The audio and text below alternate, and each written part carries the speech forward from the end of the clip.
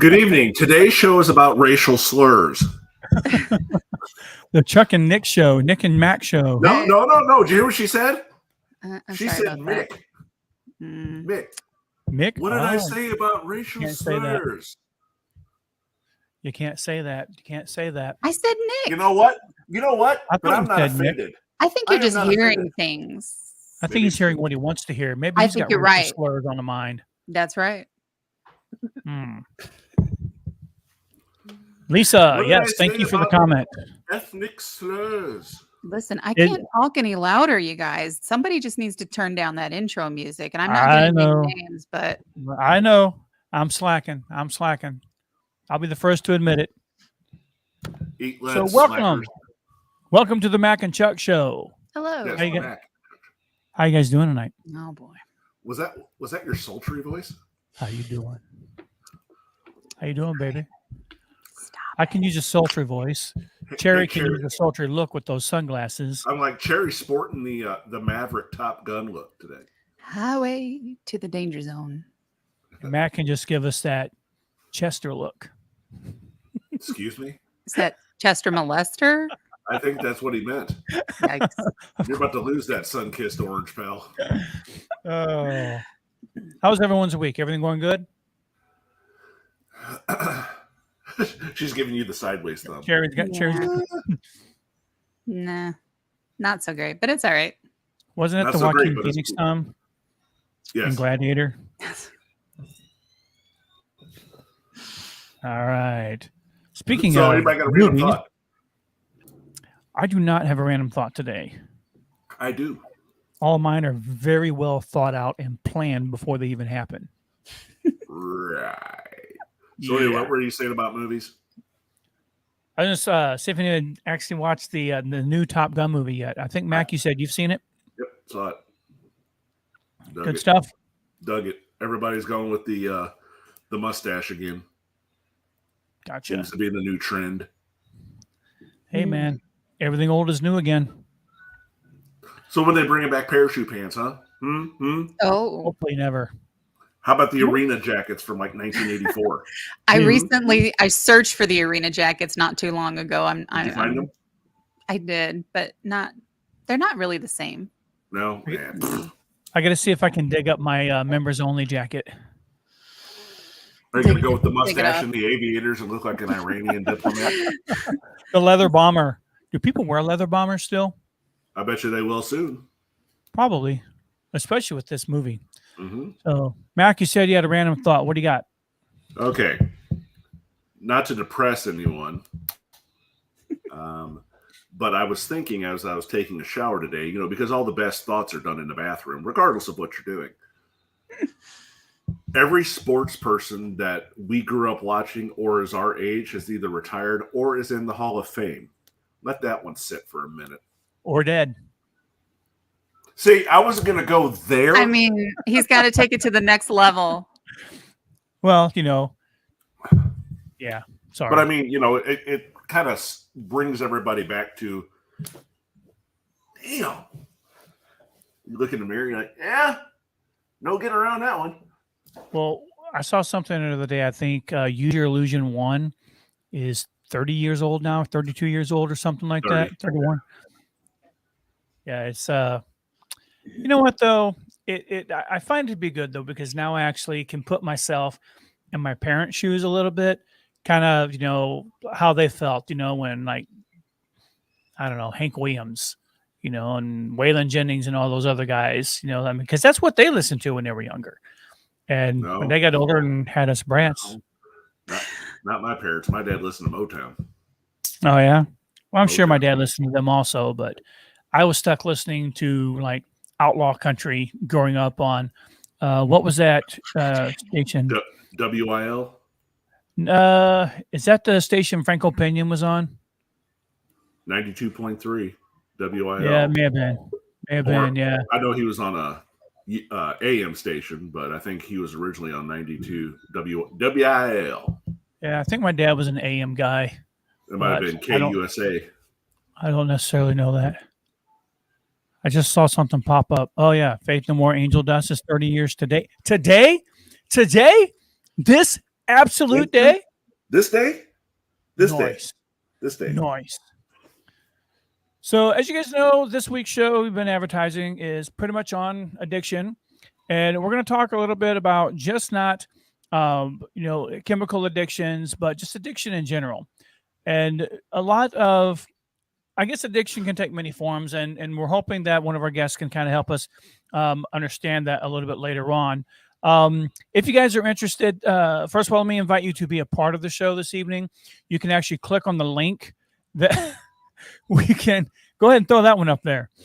We can, you can click the link and you can be part of the show, audio or video. And you can also call us at 618-507 and what is it, 9066?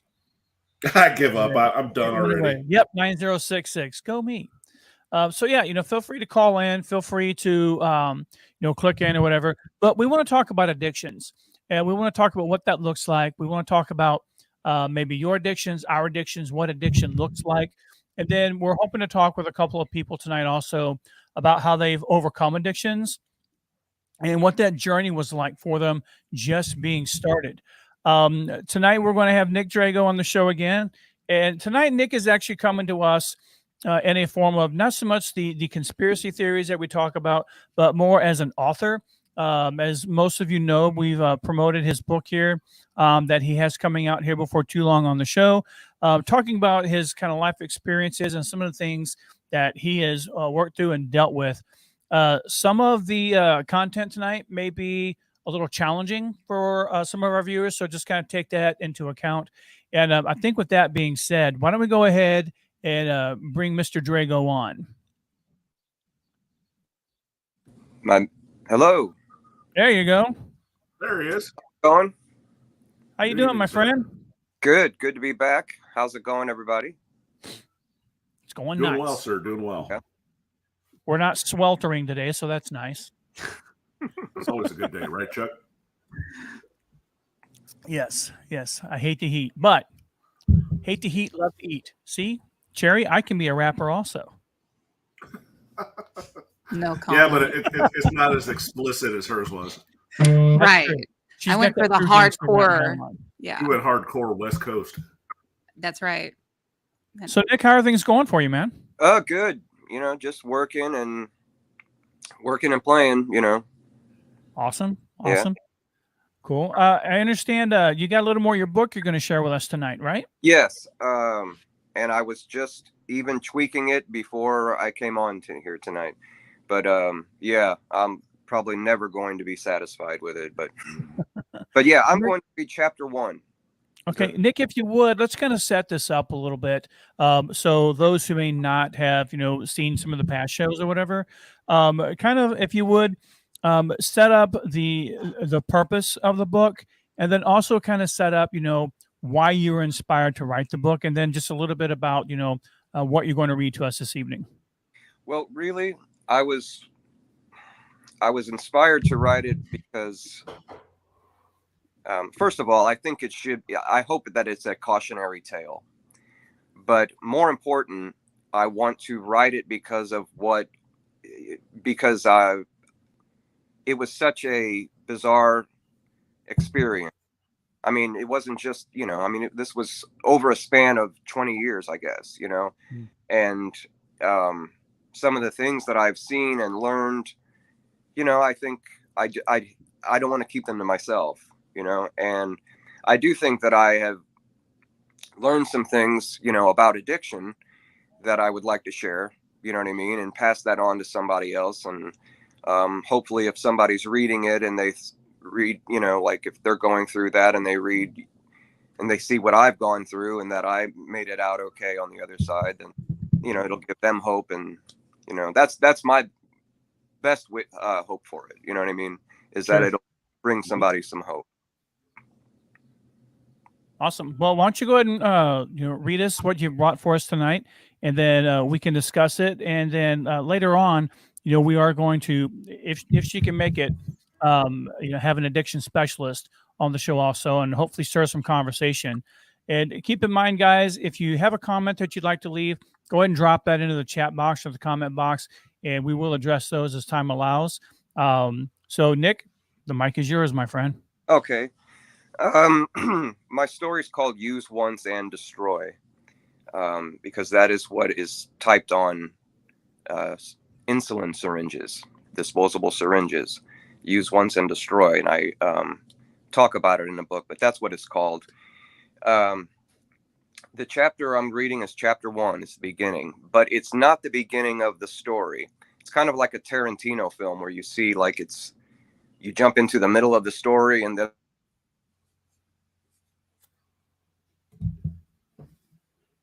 I think we may have got some solar flares or something. Solar flares. Solar flares. There we go. Welcome back. Well, we've got Uh-oh. video, Nick. We don't have any audio from you. Technology, fantastic when it works, not so much when it doesn't. You want me to take him out and bring him back in?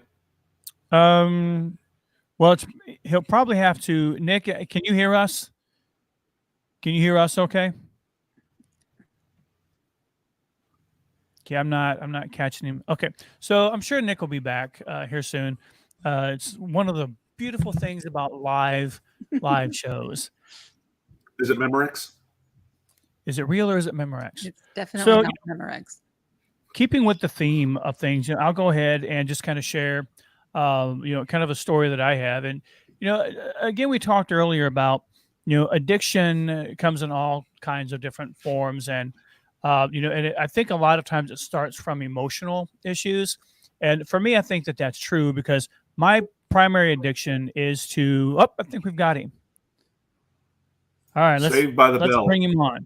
Right. Saved by the Bell. all right. I don't know how All much right. you heard. I don't know how much you heard, but this is chapter 1, and it's not really the beginning of the story. It's kind of somewhere in the middle, and then it's kind of told out of context, like a Tarantino film. Okay. Sometime in the late summer of 1997, during a severe crackdown on the Lower East Side drug trade, I sat in Christine's coffee shop and had a moment of clarity.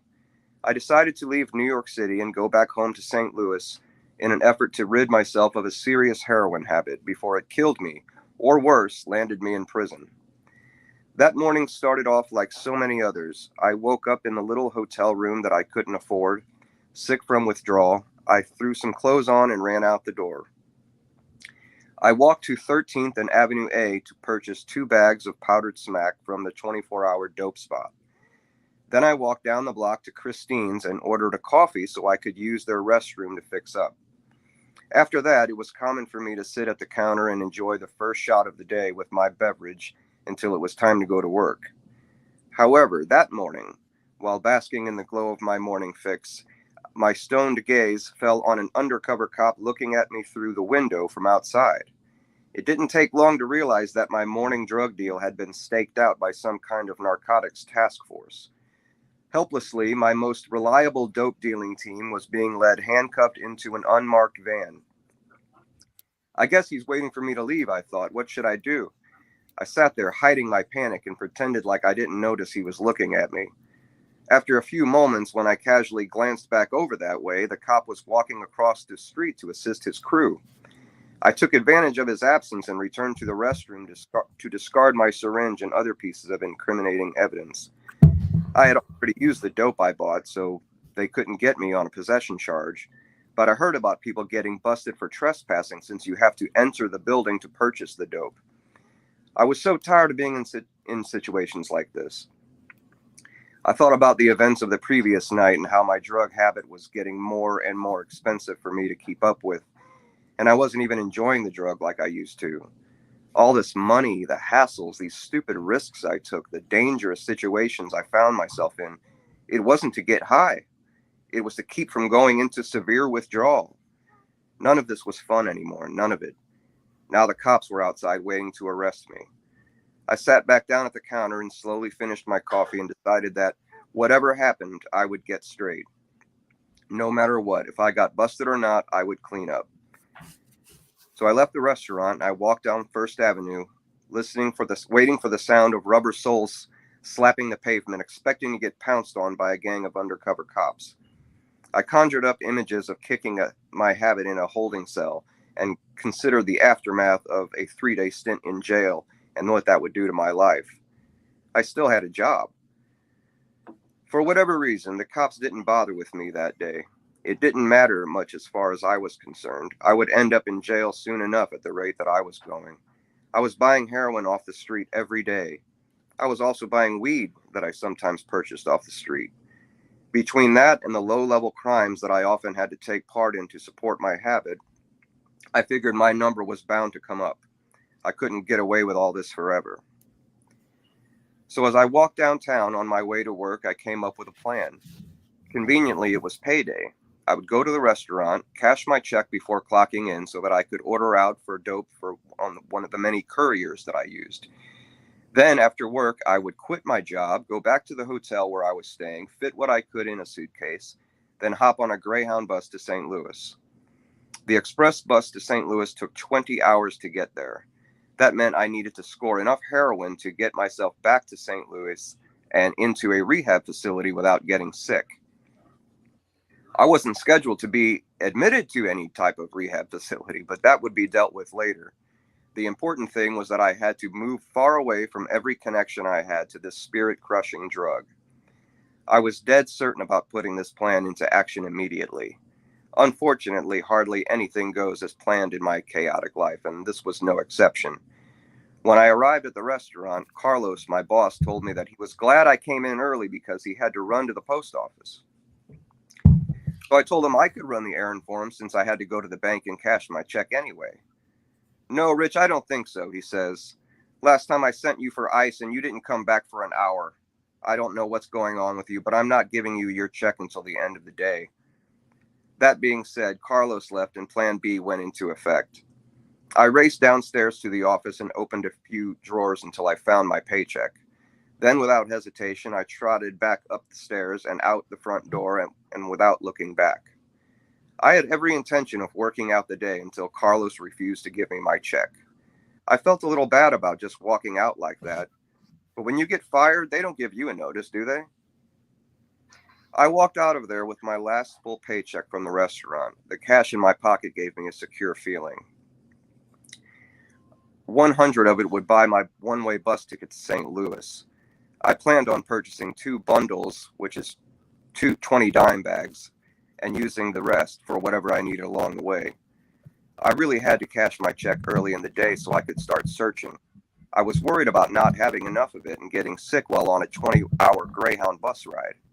The citywide crackdown on drug trafficking and street-level crime in general had made the addicts desperate and the dealers paranoid. It used to be like buying milk on the corner when I first started using. Mayor Giuliani changed all that. I guess it's a good thing that mothers don't have to walk their children past drug deals in progress on the way home from school, but I don't think a person should have to spend the night in jail for sleeping on a park bench, and that kind of thing was happening under Rudy. Anyway, my first stop on the heroin market was Tompkins Square Park. The concrete chess tables at the 7th Street corner of the park are always frequented by junkies. Anyone looking to cop some dope need look no further. Even if no one is selling, there will be somebody that can find it for you, but they will charge you one of your bags as compensation. That's how these homeless addicts support their habits. The park, to no one's surprise, was crawling with undercover cops doing a lousy job. They all have mustaches, chew gum, and have brand new t-shirts that advertise which gym they belong to. Their inability to blend in didn't matter any because none of the dealers would sell or even talk to anybody even away from the park. I spent all day searching the east side and making phone calls to no avail. The sky began to darken and the temperature became about 5 degrees cooler as 8 o'clock rolled around. I forced myself to eat a hot dog so my stomach would stop growling. The dope that I had that morning had worn off and I was way past due for another fix. I was thinking about taking my chances uptown when a familiar face went by. "Hey man, what's up?" he said. I forgot his name, but it wasn't important. "Nothing, man. There's no shit out here," I replied. Go over to 13th Street, Rush," he said. I told him that Rush had gotten busted that morning, and he assured me that they didn't get the whole operation and that they had been open for business for the past couple of hours. It seemed too good to be true, but I had to check it out. On the way over there, I became paranoid and a bit reluctant about returning to the place where I knew the cops could still be watching. When I got to the door of the building, it opened immediately, and the sight of Raul, the guy in charge, made my nerves settle a bit. He was a cool, laid-back cat. I told him about what I saw that morning, and he said not to worry. I asked him if I could use the corridor to fix up because I was sick, and he let me. He said to do it quick and that I should only use one bag at a time. He was especially cool when I spent a lot of money. After I fixed, I left and headed north on First Avenue. I walked 2 blocks, and just as I thought I was safe, I noticed the same unmarked van from earlier come to a red light. Surprisingly, it stopped. I knew they were following me, so I just ran as fast as I could. Running from the police was something I never dreamed I'd get used to doing. It was amazing to me that I could keep my head in situations like this. The unmarked van actually drove slow, probably to get me to think I was safe so I wouldn't toss the evidence. When I reached 16th Street, I made a left, and thinking fast, I decided to duck into the nearest building, which was Beth Israel Hospital. I was somewhat familiar with the hospital because I had stayed there for a week when my former boss set it up for me to receive treatment there. I thought I would lose them this way, but as soon as I entered the lobby, I noticed the van had pulled up in front of the hospital entrance, and 2 of the cops got out of the vehicle. I quickly and casually walked through the hallways, pretending I belonged there as I searched desperately for an exit. I knew I couldn't turn around to see if I was being followed, or I would have to start running. When I found an exit, I removed the bundles of heroin from my pocket and clenched them in my hand, ready to throw them on the ground in case they closed in on me. Approaching the glass exit doors, I noticed an entrance to Stuyvesant Square Park across the street. However, once outside, to my left, about 100 feet away, I could see the whole task force at the corner entrance, blocking the doors, waiting for me to come out. Here we go again, I thought. All any one of them has to do is look to his left and they'll see me. All I had to do was walk a good 20 steps across the street into the entrance of the park without being spotted. On the other side of Stuyvesant Square was Hotel 17, where I lived. If I could just get across the street, I thought, I'd be home free. I could get on with what I had to do. Not 10 minutes before this point, I had shot a bag. I was pissed at the buzzkill and also wanted to get back to my room so I could do some more. When I heard somebody shout, "Hey," I took off running again. Still not looking back, I ran to where the park is divided by 2nd Avenue, and I stopped. I couldn't run anymore. I felt like I was going to collapse. I turned around, put my hands up, but there was no one behind me. So I looked back at the corner entrance, and the police were still there waiting for me, I guess. Watching them from a safe distance, I couldn't figure out if someone had really yelled, "Hey," or if that was my imagination. The hotel was 2 blocks away from where I was. I could even see it, and it never seemed so welcoming. When I walked past the front desk, however, Sterling, the hotel manager, reminded me of another problem I had: overdue rent. The last time I saw him, he told me he was thinking about contacting the police and pressing some kind of charges on me. The rent was $225 per week, and I was over a month past due. Thinking fast again, I told him that I had the money in my room and I would bring it back down in a few minutes. I figured since I was about to put 900 miles between me and the hotel, all I would have to do was get past the front desk one more time, and when they would never see me again. I had to think of a way to steer the manager's attention away from the desk long enough for me to make my getaway. When I stepped off the elevator, Marla, my trust fund drag queen neighbor, greeted me and brought about the day's first smile. "Marla, you have to help me," I said as the seed of my scheme was planted. "You can have anything you want from me, baby." "Well, I just need you to call Sterling up here and tell him something's broke or locked or something." I then explained to Marla the whole deal, why I needed to get past the desk. She agreed to go along with my plan if I gave her a bag of dope. Oh, I didn't know that was yours. The deal was made and the plan went into action after we did a bag together. Marla would lock the bathroom door on the inside and call Sterling up to come up and unlock it.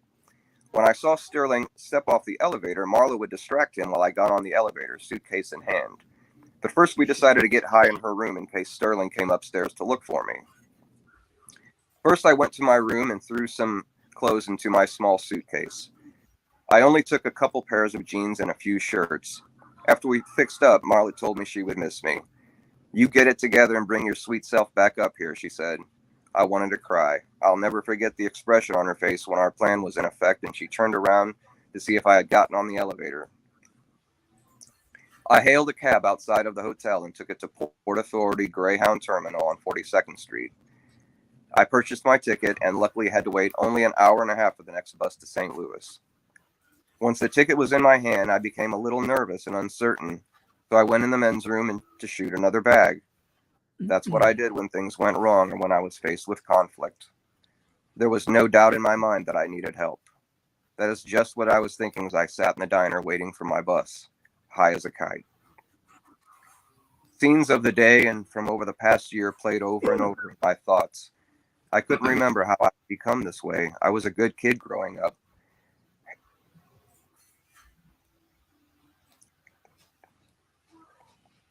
Heroin had taken complete possession of me. My personality, my morals, and my interest in anything. It had taken my brain hostage, and the ransom was paid every day whenever I had. The ransom may one day be my beating heart.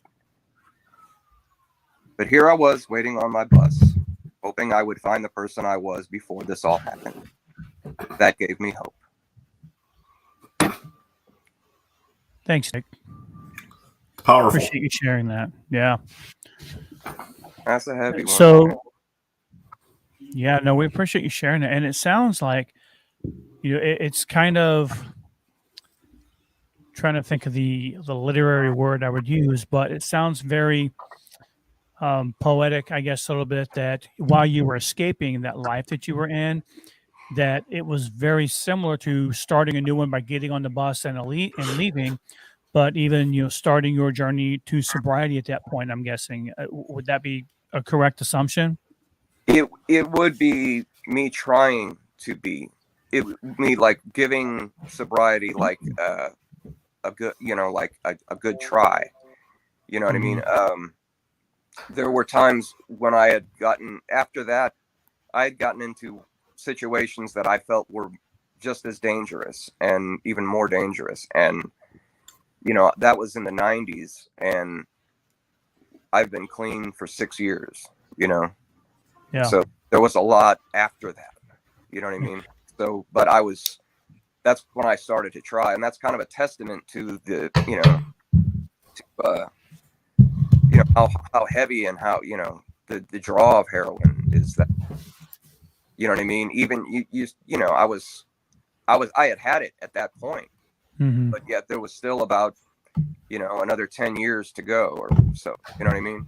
Yeah, no. And I think that's really important for people to realize and understand that recovery is not a one step and done kind of thing. I mean, there's the 12 steps program, but I believe it's pretty common for someone who's addicted, whether it's chemical addiction, sexual addiction, food addiction, or whatever, to fall back into those comfort zones, I guess. Yeah. No, that's the nature of addiction, I guess, So what do you feel was kind of the catalyst to your addiction beginning? Like we've heard a little bit about, where you were at and the life you were living, and I knew you needed to get, clean, but what was it that started you on that journey? Well, let's see. I might have touched base on this the first time I read from my story. I had really, I had smoked pot and I had done some acid and I had done some cocaine and I drank a lot. I take all, different, I'd taken ecstasy and all these, different things, pills and stuff. And I mean, this is before I did heroin, like recreationally, not constantly or anything. And I was always able to put it down, you know what I mean? And use it recreationally in moderation and once in a while and stuff like that. Right. Then it became more often, like with the cocaine and the alcohol. And so it was just really something that escalated. But I mean, I was also using all those kind of drugs and stuff to self-medicate, you know, anxiety, things like that, depression, you know. So we hear a lot about gateway drugs. You know, you said you had, smoked weed. You said that you had done, acid and things along those lines. Do you feel that any of that was an actual like gateway to this? And then, so there's a line in a song. You've heard the song "Mr. Brownstone" by Guns N' Roses. Yeah, and the line in the song is, "I used to do a little, but a little wouldn't do it, so the little got more and more." Oh yeah. And I mean, it's about heroin addiction, from what I understand.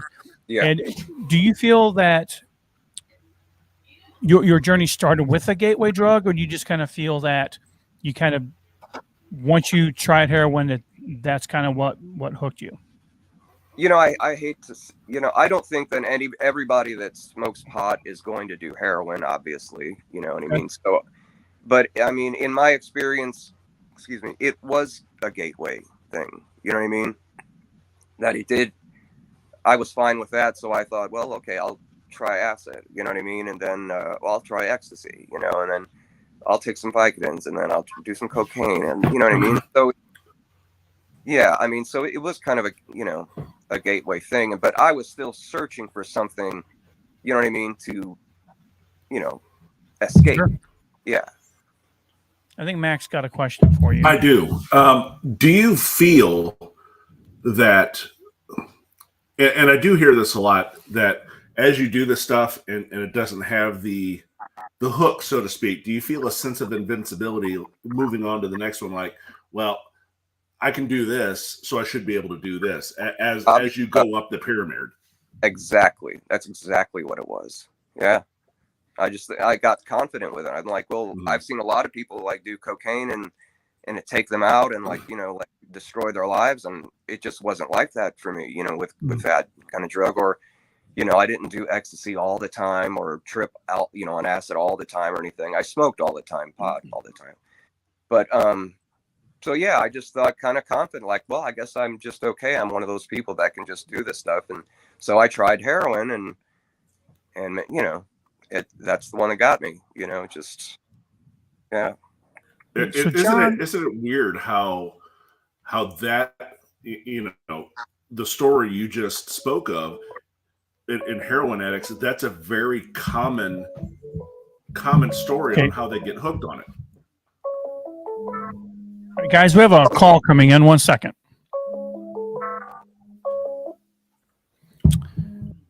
Good evening and welcome to the Mac and Chuck Show. Are you there, caller? We're still working out this section. Hold on 1 second. Chuck, while you're playing with that, is that your experience, Nick? You hear a lot of people that have been hooked on heroin kind of have the same story. Oh yeah, the escalation. Yeah, I did the I started with this and started with that. What I really find is depressing is when I hear somebody that like got injured at work, you know what I mean, and that was on like opiates, you know what I mean, and then became hooked on opiates because they were on, prescribed them. Right. You know what I mean? Right. We talked about this before. And, and then they're off the opiates and then they're searching for heroin and, that bums me out. But that's not most of it. Most of it has been like an escalation of party drugs and, people partying and, just, yeah. But unfortunately, I think we're hearing that a lot more. I'm sorry to interrupt you. I think we're hearing that a lot more as far as the opioids go with the hydrocodone and things like that is, they get so hooked on it, then they start snorting it. And that just leads to more and more and more to really take the pain away. It's where from what I understand, the transition from pills to heroin comes from is the addiction on opioids. Yeah. And it's also like, Chuck was saying, quoted the song it was a little bit, or was a little, used to take a little, but a little wasn't more. Yeah. Had to take more and more. And that's why people go broke, because the first time I did heroin, it was a $10 bag, you know what I mean? Like, and that like, I went to, was I went to it like once, twice, you know what I mean? Like a few times, Mhm. used it. But it lasted me, like 2 days or whatever.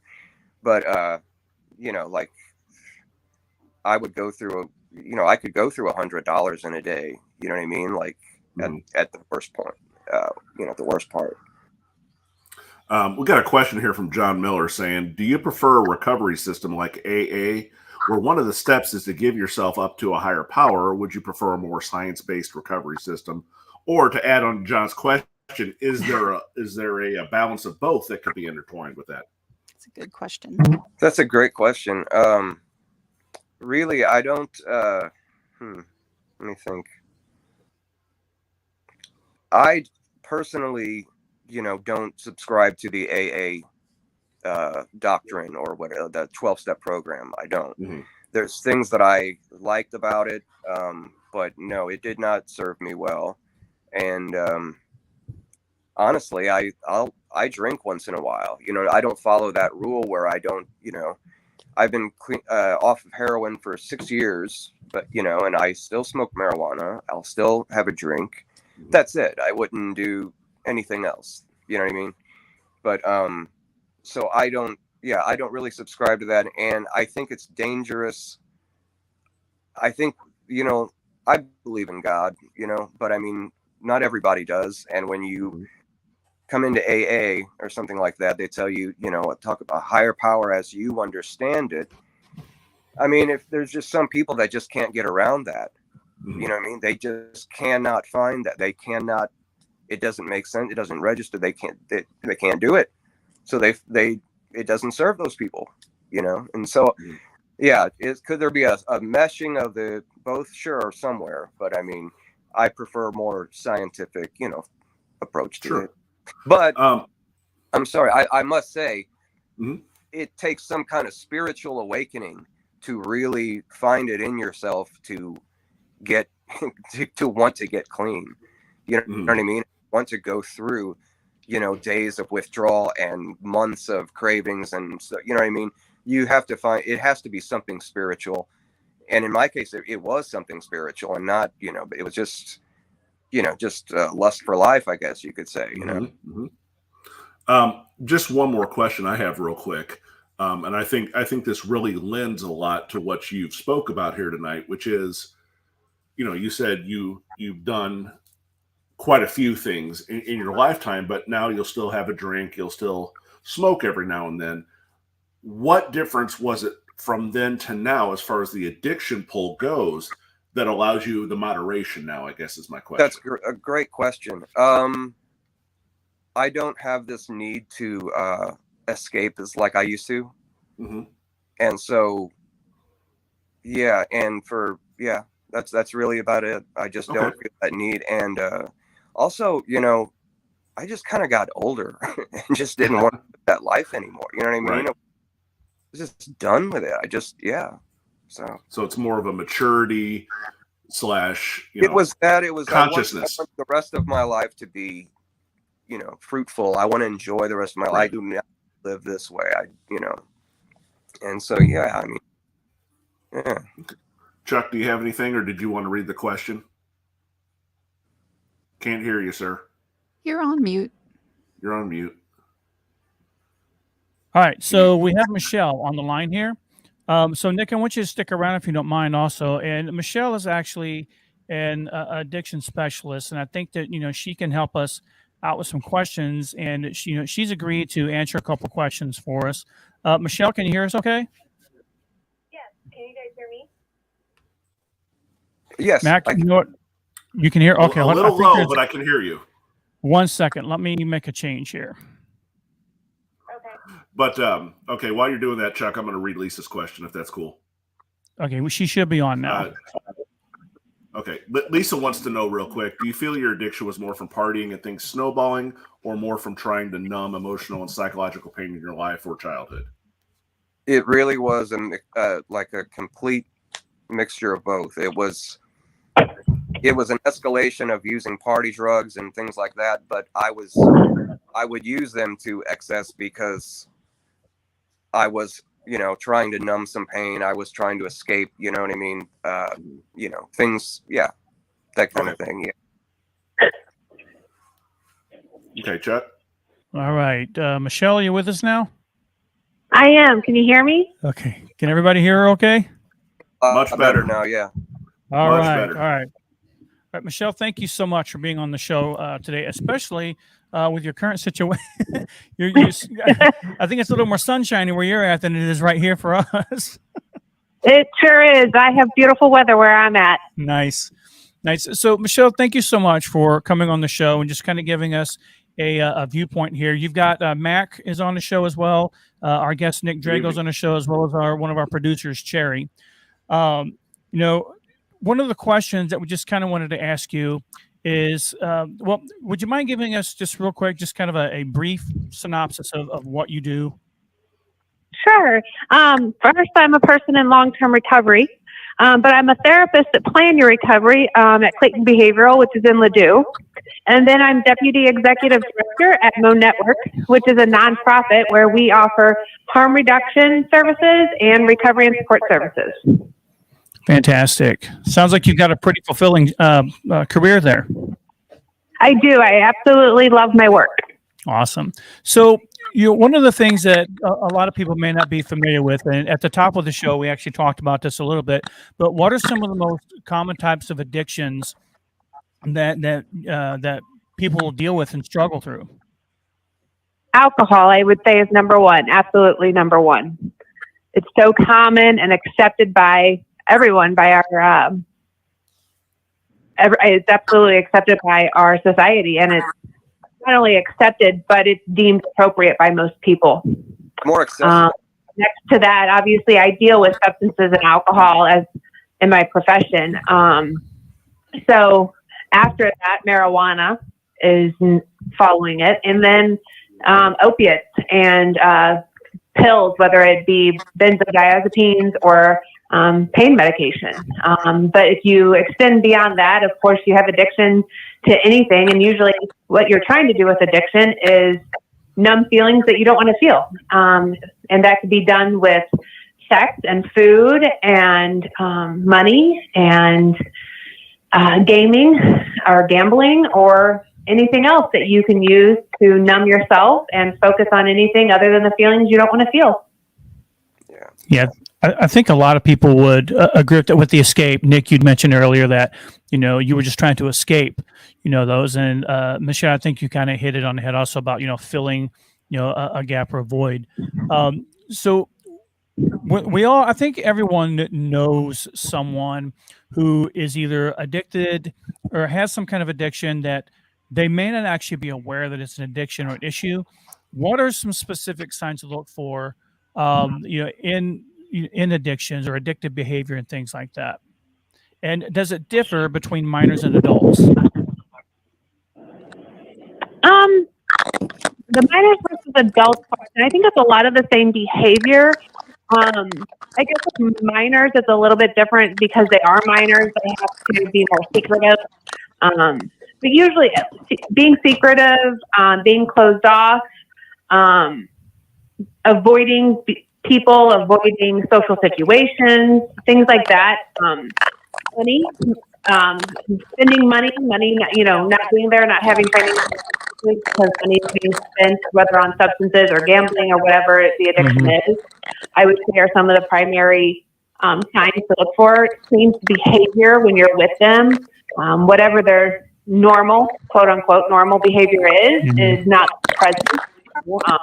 Maybe they don't make eye contact anymore. Maybe they went from being a generally happy person to maybe being depressed and sad or angry, or their behavior and their mood changes.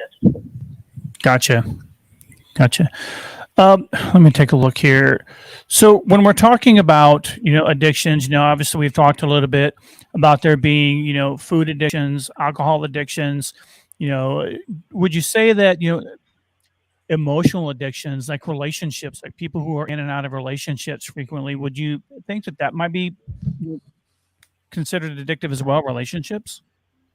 Without a doubt. We find comfort in that connection with other people, usually in a toxic relationship, if we're trying to avoid feelings, negative feelings or loneliness. And so we depend on that, and it can be very toxic. Oftentimes that comes hand in hand when we're using substances. So if we have a friend or a family member that, is suffering from an addiction, obviously, we want to be careful, from enabling a person, but how can we be supportive of someone wanting to, get better in that, or even identifying their addictions, without crossing that line of enabling someone? I'm a firm believer that family support is significantly important when somebody's seeking treatment. I believe the families should seek their own form of treatment, whether that be one-on-one counseling or support groups. It's very important for them to become educated on the matter and receive their own support. So whether that be a support group like Al-Anon or support groups that's non-traditional, I facilitate family support groups. The nonprofit where I work offers family support groups, just somewhere where there's a community that they can talk about what's going on and learn about their situation and how other people handle these situations. There's a lot of support out there, and I think that's the best way for families to handle it. It's a good way for them to be able to identify what kind of boundaries they want to set with their loved ones. I think boundaries are important, and everyone has their own set of boundaries. You just need to be able to identify them and set them and stick to them. Gotcha. Now, there are a lot of people, and Nick, you kind of hit on this a little bit earlier, about, when you started your journey to recovery by leaving New York, that wasn't like you were clean that day or anything like that. That there were, challenges that you faced. I think a lot of people. Go ahead. Oh no, I was like, I had to really stay high until I got, I was hospitalized basically. Yeah. Now, there are a lot of. I'm sorry.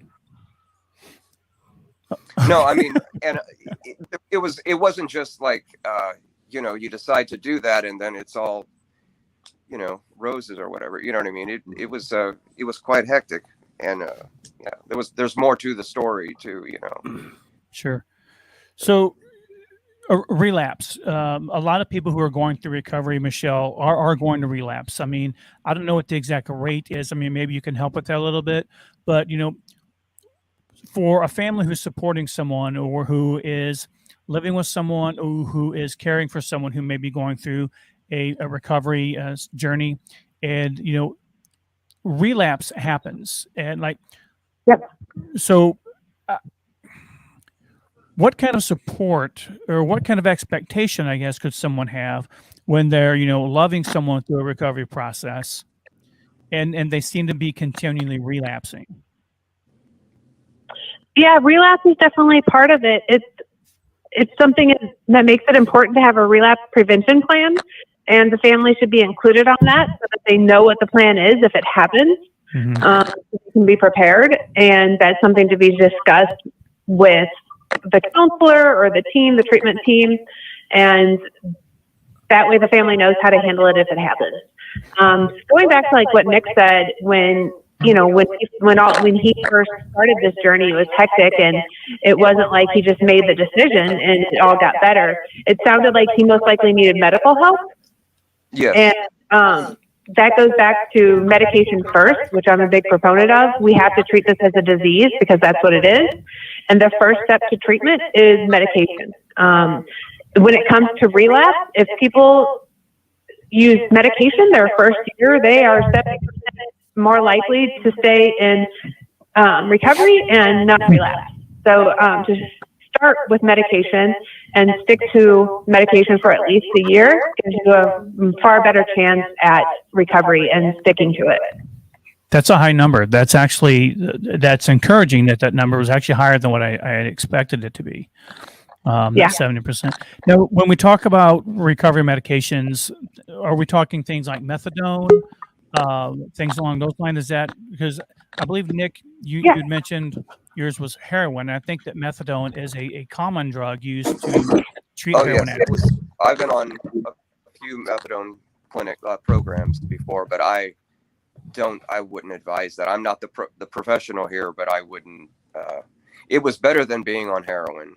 You know what I mean? So I mean, it was, things did start to get better, but it was very expensive, and you know, I was still wanting to get high, really. You know, so yeah. So, Nick, you bring up a pretty good point about expense and cost.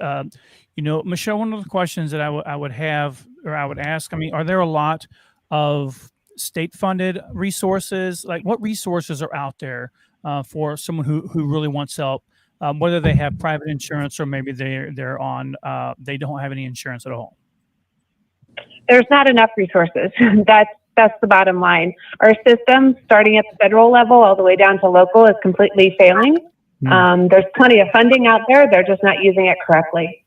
So there, as Nick said, like, there is methadone is one of the treatments. There's not enough methadone clinics. Suboxone is the first go-to for opiate use. There's still not enough access to it. And Vivitrol is another one. And there's also medication for alcohol use. So there is help. There is grants for people without insurance, and there's definitely treatment centers for people with insurance, and there's plenty of resources for people that are financially able to receive treatment. But there's not enough help for those that have no insurance and can't financially afford it. Gotcha. Go ahead, please.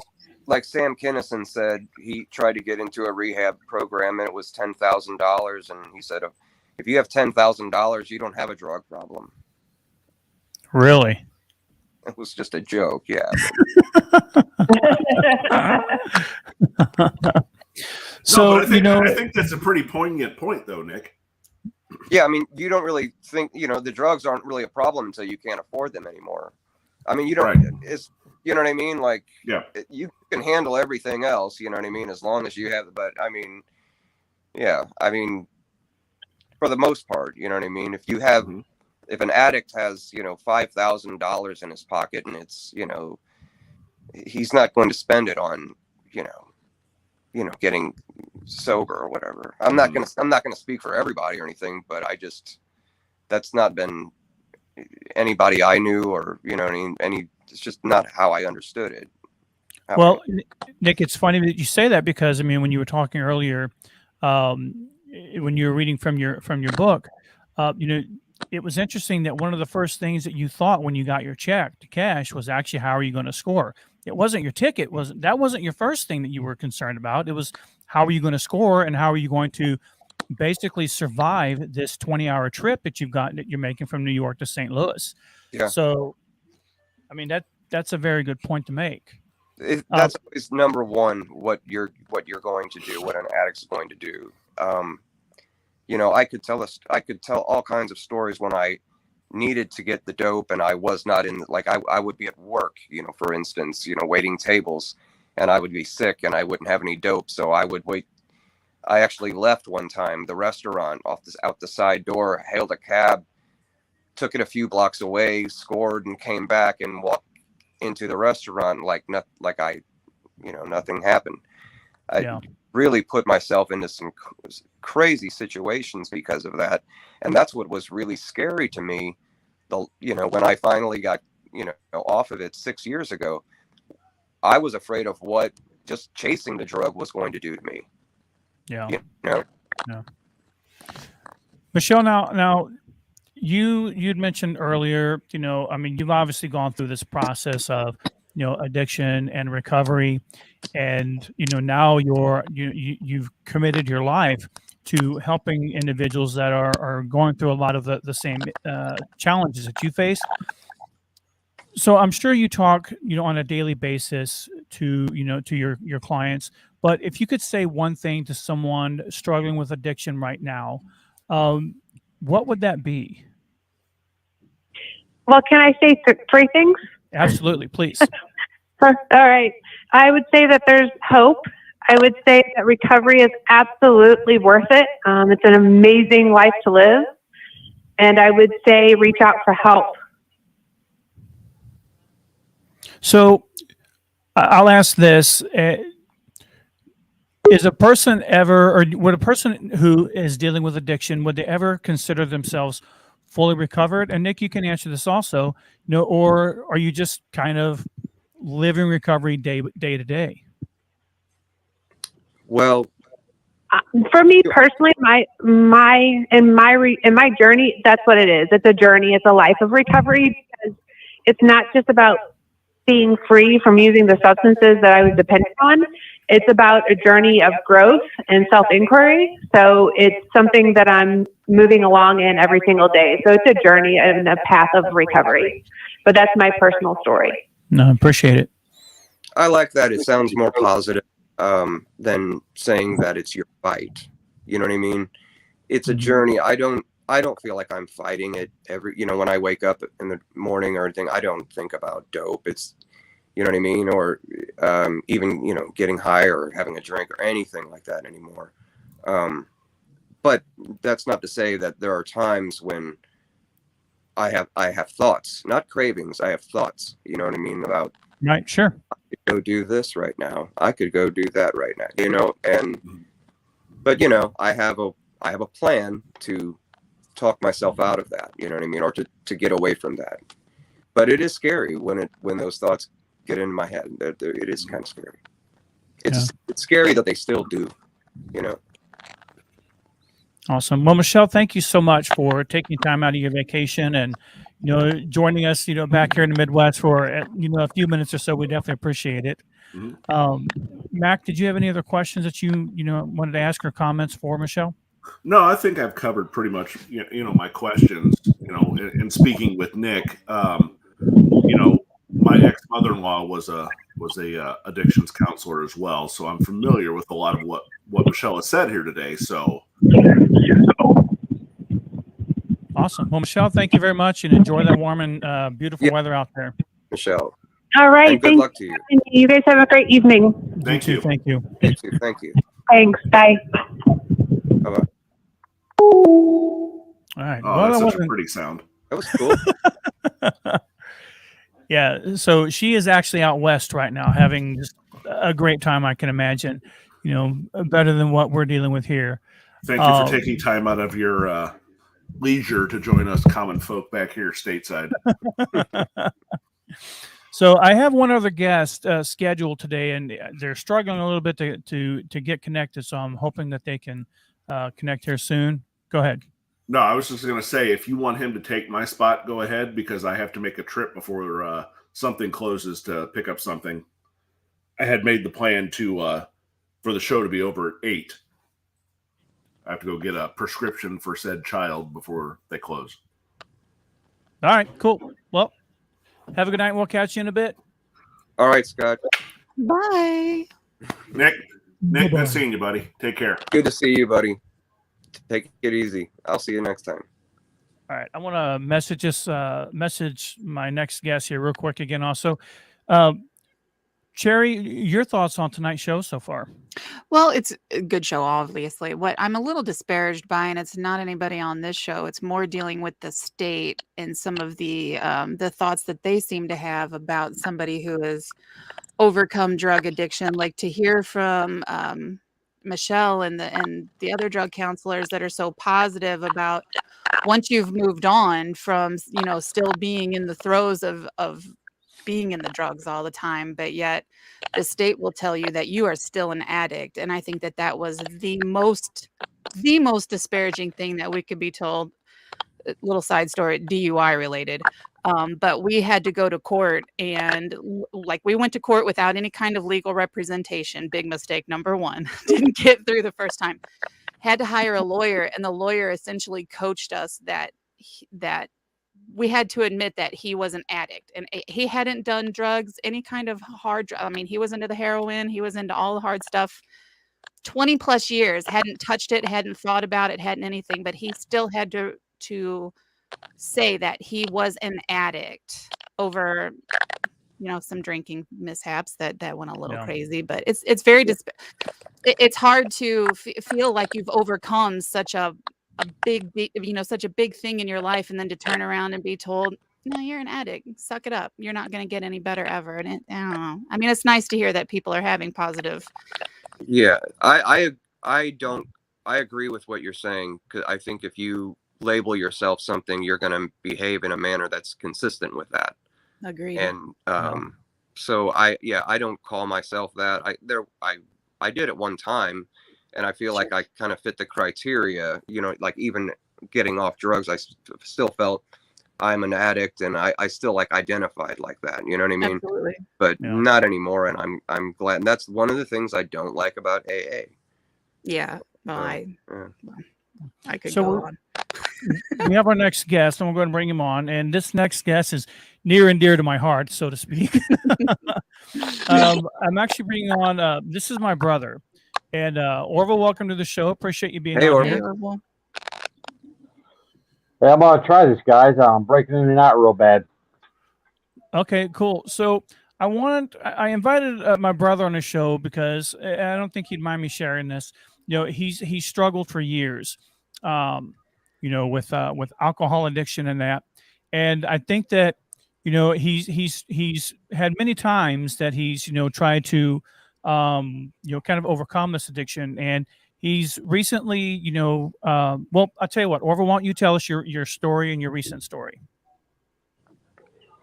Well, pretty much. Started drinking when I was young.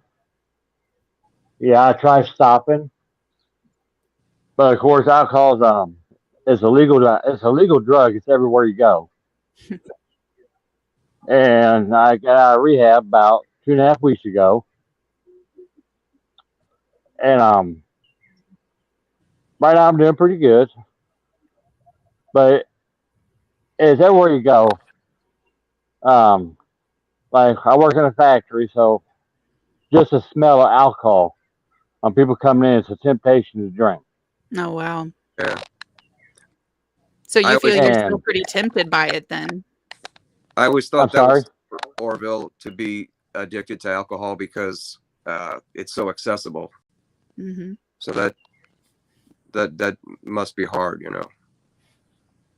Guys, you So- guys are really like I can't really hear a word you guys are saying. Oh, It's I don't know if it's connection. Or what's going on? Okay, so well, if you can hear, like, is it just breaking in and out, or because what I really want people to know and understand is just kind of what it was that made you make the decision to check in to a 30-day rehab. Like what took you to that decision? It was different choices that made me decide to do it. It was one of those time to step up and do something about it, and just different things that was telling me just, hey, it's time to grow up and take charge. Yeah. So you've been sober for 6-7 weeks now. What kind of Something like feelings that. I don't count the weeks. I don't have a sobriety day. I don't count that day. Like a lot of people in AA count, like, well, this day I quit drinking. I don't do that. I count day by day. Good. If they ask if they count why I became sober, it's today. It's not 4 weeks ago. It's today. I like so that. it's So I walk. yeah, that's a good way to look at it. So it literally is a day by day journey for you. Yeah. That's like I hold this right here in my pocket. It's not a month long chip. It's a 24-hour chip. Oh. Huh. So was that something you learned in rehab, or something that they kind of gave you as kind of a coping mechanism? No. Actually, my coping mechanism is a rubber ball that I keep in my book bag. And just between work, sleep, and staying busy right now. And I'm not the hard part about see, rehabilitation, going to rehab is a good thing to get you on the right track, get you started. Mm-hmm. And one thing me and my counselors were talking about, which they really don't really prepare you for. The director where I was at told us recovery really don't start till you walk out the door of that place, Oh which yeah. is true. Very true. I mean, Because of a controlled when you're environment. I when mean, you're when you're in a place like that, you're in a controlled environment. You got people watching over you, give you your medicine, Yep. go to classes. Right. Then they But release you into the wild. yeah, and me and what I my meant. counselor was talking, and there's a doctor out of Texas that I've been working with at the University of Texas, and he wrote a paper about 30 some years ago, and he has one about going back out of rehab, like a transitional plan uh-huh. that we're working with is actually really good, and it's helping me out a lot. Great. Yeah, that's awesome. That's But awesome. like I said, they really don't. They gave you the tools to quit drinking, but when you come back out here, you're on your people you know, friends, like I said, environments. Um, you go back to work like place you're used to working at, like it could be a factory, Mhm. a restaurant, office. There's still gonna be people that are either drinking or doing a drug, or it could be a simple thing as like a energy pill. Some kind of there's still gonna be something there that's gonna make you think about relapsing. So I just myself, I kind of keep myself away from it. Yeah. Gotcha. Yeah. Hopefully you can surround yourself with some people who understand what you're going through and can be, more supportive of that. Well, the bad part about it in my case is I grew up. I'm 46 years old. I've been drinking the majority part of my life, so that's the only people I know. People that drinks, and I try to go to the different social functions, Yeah. and I don't feel like I fit in, so I leave. So it's I kind of feel like an outcast. You're Well, not So used to I actually being go. yourself without the alcohol. You're not used to just Orville being Orville. You're Orville with the alcohol. You got to figure out what it's Yes. like to. Yeah, I feel you. So Yeah, I know what you mean. it's kind of a lonely life, but that's what I got my books It could for. get a lot better. Absolutely. Oh yeah. But hey, God's looking out for me. I got a good job, got a good family, and knucklehead for kids. Right on. Awesome. Well, So- Orville, thank you for coming on the show, and we're all proud of you for the steps that you took. Definitely. Right All right, on. well, I'm gonna get ready for work. Y'all have a good day. All right. You too, Bye, brother. Orville. Thanks. You too. Good to hear from you. All right, bye.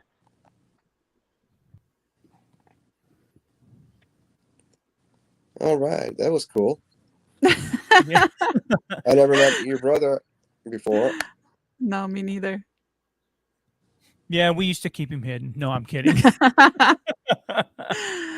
Poor Yeah. Orville. So no, he's a cool guy. I mean, he's definitely had a struggle. I mean, we all struggle with things, Sure. and it was just really good that he made that decision. Right on. I hope he gets, as time goes on, I hope he gets happier with it. He could, that's interesting how he says he doesn't how he feels, like being in a sober environment and stuff. I remember feeling that way, feeling awkward, like, yeah. But that wore off, it sounds cliche, but I remembered who I was, you know what I mean? And Yeah. yeah. Well, he mentioned, right after, like a week after he got out of the center, that he made a post on Facebook, like he's like, you really find out who your friends are when you get sober. Yeah. And I mean, that's really, there's some truth in that statement, mainly There's a because lot of truth in that statement. yeah. So, I mean, it makes me proud that he realizes these things, he's taken these steps. And I think that, when people hear every story we've heard tonight, Nick, your story, Michelle's story, when we share these experiences that we've all had with life, it really is encouraging for us all to take that next step. And it may just be a day-to-day step, or it may just be for people an hour-to-hour step. And that's not just with addiction, but that could be with mental health and mental issues as well. Like all of our journeys can literally be minute by minute. So yeah, Deep thoughts. by Chuck Hill. He's back. Awesome. Well, Nick, thank you so much for being on the show. It's always a joy You're welcome. having you on. So appreciate you sharing your story. And when that book comes out, first off, I want an autograph copy. And You got and it. second, we want to have you back on the show to focus on the book and your book release. And we just want to help you out and support you as best that we can. Just Man, that's all awesome. around. Yeah, I So- think Chuck's throwing you a book launch party, if I'm not mistaken, right, Chuck? Let's do it. Okay. Hey, I would love to do that. We can do a live on site, a live Mac and Chuck Oh, on gosh. location Yeah, at a book release party. I'm all about it. that'd be really good. That'd be fun. We could do that. So, All right. any closing next time- thoughts, Nick? What's that? Any closing thoughts for tonight? Oh, if you're going through that, don't give up. Yeah, and again, if there's anything I can do to help you, if there's anything you want to ask me, you know what I mean? It doesn't have to be conspiracy related. You can just, ask me, message me or Facebook, nickdrago70@gmail.com, but don't give up, man. Choose life, have a lust for life, and that's all. Awesome. It's great. Awesome. Well, thank you so much, buddy. We appreciate it. We love you. I'll see you next month. All right. Sounds great. All right. Bye-bye, Sherry. Bye. So not a bad show tonight. I thought it was pretty good. I thought it was too. Yeah. Even if I So- did have some technical issues and fell out for a little bit there, but I'm back. I kind of think everyone may have been having some technical issues tonight. I don't know because- what's going on, just crazy stuff. Yeah, it's nuts. So, well, everyone, thank you for being on the show tonight. Thank you for tuning in. We definitely appreciate it. If you have an idea for the show, let us know. We're always happy to hear it. And if you would follow us on Facebook.com/Mac and Chuck, or you can watch us on YouTube at macandchuck.com. That'll take you to our YouTube channel. And as always, if you're interested in, being a sponsor for the show, reach out to one of us here or reach out to the show page and we'll talk to you about that and let you know what that entails. And I will give a quick plug tonight. If you are looking for something fun to do this weekend and you're in the Granite City or St. Louis area, check out All Shook Up over at Alfresco Productions here in Granite City. I know that I know shows or tickets are going quick, so jump on there. And I believe the website's alfrescoproductions.org, and just check them out. And Sherry, any closing thoughts tonight? No closing thoughts, just waiting to see how things are going to go the rest of this week. Hopefully it's better than the first half of the week, and that's about it. I would like to ask one quick question, though, completely unrelated to the show, if I could. Go for it. What is up with people driving in the parking lots the wrong direction? I'm going to tell you right now, at the Granite City Schnucks, I could tell you, if I was there all day issuing tickets for people who can't go the right. Look, even if the arrow is not painted clearly for you, can we not tell what direction we should be going based on the direction the cars are parked? This is basic driving, right? One would think, one would hope. Okay, well, So, that's all my right, there gripe. any officers out there looking to make your quote unquote non-existent quota this month? Schnucks parking lot's your place to go. They get through there so fast they wouldn't catch him anyway. Oh, it looks like Scott's trying to get back in. If you want to talk to Scott anymore, if you want to just kick him out, it's up to you.